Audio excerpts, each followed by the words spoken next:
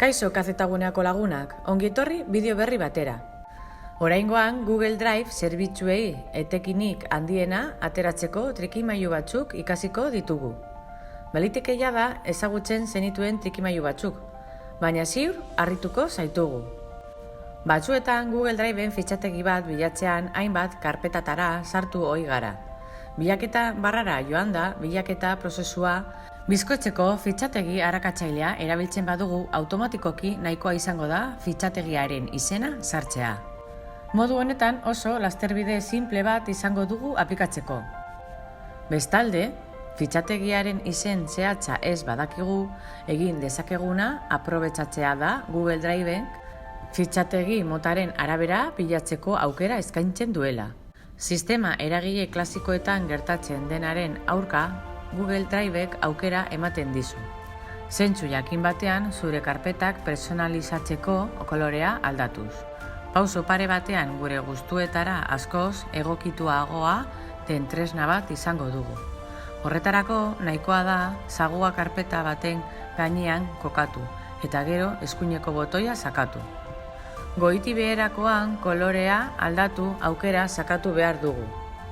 Ez dago kolore paleta handirik eskuragarri, baina nahikoa izango da aukera ezberdinen artean aukeratzea eta zure gustura pertsonalizatu Google Drive. Google Driveren ezaugarri apaigarrienetako bat sareko konexiorik izan gabe plataformaren abantailez baliatzen jarraitzeko aukera ematen duela da. Fitxategi jakin bat editatzen gozatu nahi baduzu, ezarpenak aukerara sartu behar duzu eta ondoren generala atala, gero lineaz kanpo aukera gaitzeko. Dokumentua nahi duzunarekin partekatzea azkarra eta erraza da. Google Drive erabiltzen ari bazara eta norbaitek ikustea nahi duzun dokumentu bat badago, baimena eman diezaiokezu, plataformako zure kontuan gordeta egon arren. Horretarako eskuineko botoia sakatu eta menuan lortu esteka partekatzeko ikonoa hautatu. Horrela, automatikoki bere pertsonari bidali behar dion kode bat sortuko da. Horren ondoren, beste erabiltzaileak unean bertan informazioaz gozatu ahal izango du. Teknologia honen alderdirik interesgarrienetako bat edozein unetan informazioa ikusteko baimena baliogabetu daitekela da. Hala, oso zerbitzu erabilgarria eskaini ahal izateko diseinatu den funtzio bat da.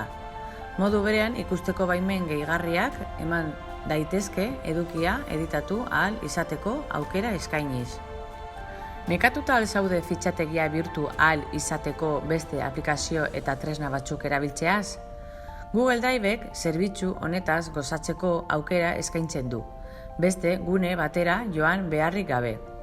Horretarako, Google Drivera igotako irudi edo PDF fitxategi batean eskuineko botoiarekin klik egin eta gero, ireki honekin aukeran klik egin behar duzu. Ondoren, hautatu Google Docs aukera. Segundo batzuk itxaron beharko duzu informazio guztia edukitzeko. Google biltegiratze kudeatzailearen ezaugarri nagusietako bat plataformara igotako fitxategi ezberdinen kudeaketa ulertzeko egin den kopia da. Ohiko funtzionalitateak kopiatu nahi izan ditu programaren erabilera errazaren alde egiteko asmoz. Beraz, dokumentu zehatz bat karpeta batetik bestera eraman behar baduzu, kurtsorea sakatuta irristatu besterik ez duzu egin behar. Modu berean, komando zehatzak erabil ditzakezu teklatua aprobetxatzeko. Hala nola, moztu, kopiatu edo itsatsi. Modu honetan, aukera oso interesgarri baten aurrean gaude, eta horri esker eraginkorragoak izango gara gure doiko biltegiratze sistema ordenagailuan mantentzeko orduan. Aholku hauek jarraituz Google Drive zerbitzuei etekinik handiena ateratzeko aukera izango dugu, eta tresna askoz erabilgarriago bihurtuko dugu. Bideoa lagungarria izatea espero dugu. Hurrengora arte!